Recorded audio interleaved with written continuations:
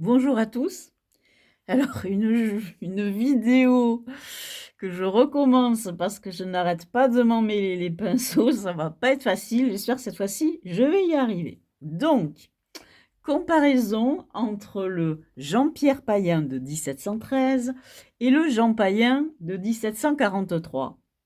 Jusqu'à présent, c'était assez clair, on se disait père Jean-Pierre et fils Jean, chronologie simple. Voilà, rien à redire. Un tarot en 1713 et celui de 1743, bien inspiré du premier.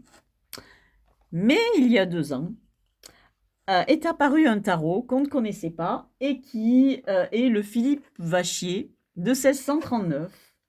Et on s'est rendu compte que ce Philippe Vachier, en fait, de 1639, eh bien, c'était le plus ancien, donc c'est devenu le plus ancien tarot de Marseille de type 1 connu et en entier, retrouvé en entier. Mais on a découvert qu'en fait, le tarot de Jean Payen de 1743 avait été réalisé avec ses moules à lui, avec quelques modifications sur certains cartouches, etc. Mais ce sont les mêmes moules. Alors ça chamboule un petit peu notre chronologie si on veut, puisque du coup, en réalité, eh bien, c'est le tarot de Jean Payen de 1743 qui a été réalisé avant, quelque part, celui de Jean-Pierre Payen, qui lui est daté de 1713. Pourquoi? Mais justement parce que bien les moules qui ont été utilisés pour ce tarot de 1743, eux, datent de 1639. Et donc, le tarot de Jean-Pierre Payen a été copié sur celui de Philippe Vachier, euh, donc le tarot du fils, en gros, est une inspiration pour le tarot du père, en quelque sorte. Qu'il faut inverser chronologiquement presque. Et c'est ça qui rend le truc un peu compliqué à expliquer. Donc je clôt ça en espérant que je ne me suis pas embrouillée et on passe directement à la comparaison entre les deux. Je vais essayer de ce côté de vous montrer donc le Jean-Pierre Payen. On reconnaît bien les les roses pâles qui sont un petit peu orangés et les jaunes qui sont bien vifs. Et ici, on a le Jean Payen. Et donc là, on voit bien que les gammes de couleurs et les choix des couleurs sont un peu différentes. Alors, dans le Jean Payen, les verts, on le voit ici, sont extrêmement foncés. Et les bleus aussi, les bleus foncés sont plus foncés que dans le Jean-Pierre Payen, mais également les verts. Donc on a du coup une gamme très contrastée, dans le sens où on a des couleurs très foncées, assez proches les unes des autres, ce vert et ce bleu, et puis le reste bien plus clair. Mais dans ce tarot, on voit bien que les roses carnations sont bien roses et pas orangées comme dans le païen, et que le jaune, par contre, tire un peu plus sur l'orangé, justement, et il est clairement très jaune sur le Jean-Pierre Payen. Donc on va voir, si on regarde bien ces 2 cartes, la différence, du style, du rendu des visages, de l'expression des visages. Et c'est ça qu'on va voir sur la plupart des cartes. C'est ce que je vous disais, c'est cette expression beaucoup plus, sévère des visages sur le, Jean-Pierre Payen que sur, le Jean Payen. Donc on va voir ça, par exemple, ça se voit assez clairement sur l'impératrice. L'impératrice, elle a ici sur son front comme un froncement ici, qui donne une espèce de gravité à l'expression de son visage. et les lèvres sont marquées, comme je vous disais, la lèvre supérieure est noire, pleine, et ça donne un côté vraiment plus grave au visage.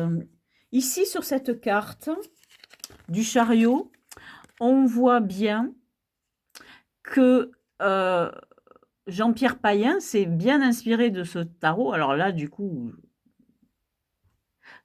le vachier, il a reproduit cette espèce de forme étrange là, informe ici, il l'a reproduite, il a essayé de la reproduire, hein, en mettant l'écusson, parce que l'écusson aurait dû être là et il n'y était pas. Lui, il l'a ajouté, mais on n'a pas les initiales dessus. On a bien deux cartes qui se ressemblent beaucoup. Les chevaux sont bien différenciés de la même manière sur les deux chariots. Sur la justice, on voit bien cette intensité différente au niveau des expressions du visage. On voit bien que ce défaut qu'on trouve sur ce Jean Payen, donc, qui était déjà sur le Philippe Vachier, est reproduit sur les deux cartes. Cette espèce de truc bleu là, qui est sûrement une erreur. Une confusion avec les deux plateaux. En fait, les deux plateaux sont ici. Cette partie-là n'aurait jamais dû être bleue. Et on voit que c'est quelque chose qui est hérité, qui est une erreur qui s'est transmise d'un tarot à un autre tarot. Donc là, ici, sur cette force, j'espère qu'on voit bien ces expressions du visage. Vraiment, là-dessus, c'est clair. Vous voyez que celle ici, du Jean-Pierre Payen, cette espèce de trait sur le front, cette espèce de froncement, l'expression du visage est plus inquiet que celui de cette force ici, qui est beaucoup plus sereine. Pour la mort, alors les cartes sont vraiment semblables, hein, on a tout, la ligne rouge sur la faux, sur les deux cartes, etc. Mais on voit bien les gammes de couleurs. Alors, ce que je vous disais la dernière fois sur le Jean-Pierre Payen, on a la couleur qui est censée être rose, donc la carnation, elle est rose sur le Jean Payen, et elle est orangée plutôt sur le Jean-Pierre Payen.